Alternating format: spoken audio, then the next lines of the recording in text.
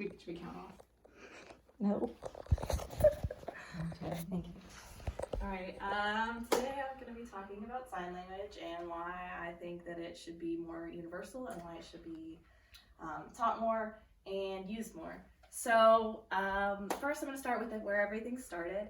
So, it started back in France with a guy named Thomas Gallaudet, and he went and found that America wasn't using sign language or any type of visual language for deaf kids. He was using oralism, which is where they put their hand on their throat and they try to mimic the sounds and vibrations they feel in your throat.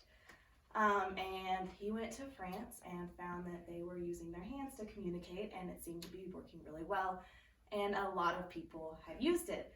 So he went over there and he brought back French Sign Language and manipulated it more towards American Sign Language. So why sign language? Why is it significant? Why is it considered a real language? Well, it increases intelligence. It's been proven to increase SAT scores when taught to infants and toddlers. It can be literally learned at such a young age. When you see infants who make hand movements or sign more or please or done, they're able to do it even before they speak.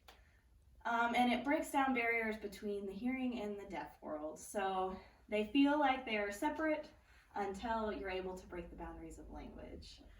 So saying that and talking back on intelligence, young children are able to learn it, which means a lot because kids are very visual and they're able to see things and understand them before they're able to verbally say anything.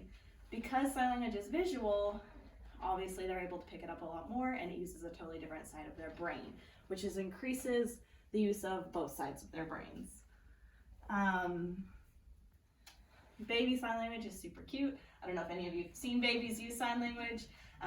They don't ever do it exactly perfect or as it would be by the book, but they are able to use it, and it decreases the rate of tantrums, and because they're able to communicate back and forth with their parents. The hearing and the deaf world, it may not seem very different on the outside, but internally they feel separate and segregated, not necessarily in a negative way, but just because they can't communicate verbally and they can't hear you, and they feel bad because they can't, but that's not their fault. Learning sign language helps accommodate them, and even if it's just the simplest things, please, thank you, would you like more, in the workplace, at home, even if you just run into someone and say sorry, it always makes them feel better because that means that you've made a step in their direction and they're not going over the top for you. A lot of times deaf people will go to like a restaurant and they'll type out their order on their phone or they'll write it down because they can't visually or verbally tell you. But whenever you're able to sign back and forth, you'll see their eyes light up and they totally understand that you're trying, and even if you mess up, they're super, super nice. So what? What does all this mean? Who cares?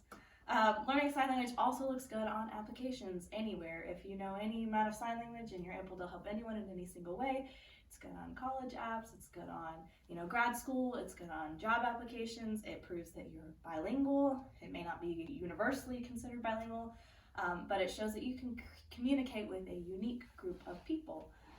Learning sign language also takes advantage of using both sides of your brain. So a lot of people talk with their hands anyway, as I'm doing right now. So why not use it in a different light? It also connects you to a different part of groups of individuals within their culture.